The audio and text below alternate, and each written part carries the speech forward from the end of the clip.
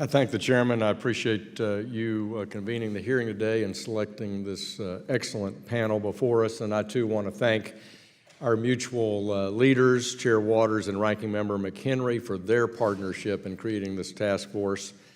Over the next few months, I look forward to working with you and our colleagues on both sides of the aisle to find ways to foster innovation through the use of artificial intelligence for both disruptive innovators and for our incumbent financial players, both small and large, as well as finding ways to use AI successfully to enhance our compliance obligations among our regulatory agencies. The use of AI has grown exponentially in the last few years. AI has the potential to improve human life, economic competitiveness, and societal challenges. A recent GAO testimony identified 4 high-consequence sectors where leveraging AI will bring significant benefits: cybersecurity, automated vehicles, criminal justice, and financial services. So today's timely hearing will discuss how AI is impacting and influencing financial services. Artificial intelligence can be used to gather enormous amounts of data, detect abnormalities, and solve complex problems. Financial institutions are already experimenting extensively with AI strategies to enhance and streamline financial institutions' BSA and AML compliance, CRA requirements, fraud detection, and real estate valuations, all while reducing cost levels. Also, AI can create better efficiencies for underwriting and reaching underbanked communities. Algorithmic-driven lending is proliferating online and transforming everything from personal loans to small business credit extension. A recent National Bureau of Economic Research working paper found that online financial companies discriminate 40% less than loan officers who make decisions face-to-face.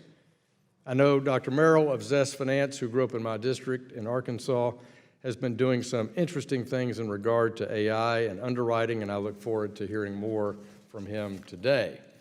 All that to say that the use of artificial intelligence and machine learning is not without challenges and questions, just like any other technology.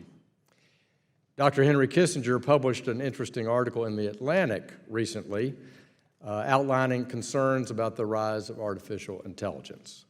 Kissinger argues that we're in the midst of a technological revolution that could culminate in a world that, quote, relying on machines powered by data and algorithms and ungoverned by ethical or philosophical norms, close quote.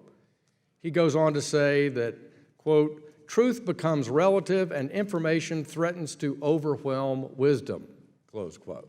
Well, we're not into overwhelming wisdom in anything we do on Capitol Hill. While it remains to be seen whether Dr. Kissinger's concerns are fully proved, I think we should heed his advice.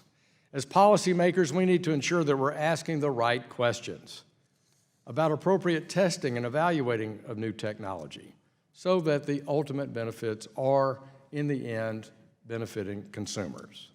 We need to ensure that AI does not create biases in lending toward discrimination and that prudential regulators and market participants have an understanding of the underlying technology, model validation, and how algorithmic decisions are being made, and the manner of the audit trail. These wisdom questions must be analyzed. Lastly, I'd be remiss if I didn't mention the potential of job losses connected with the advent of artificial intelligence. I'm sure this topic will arise throughout our hearings during the Congress.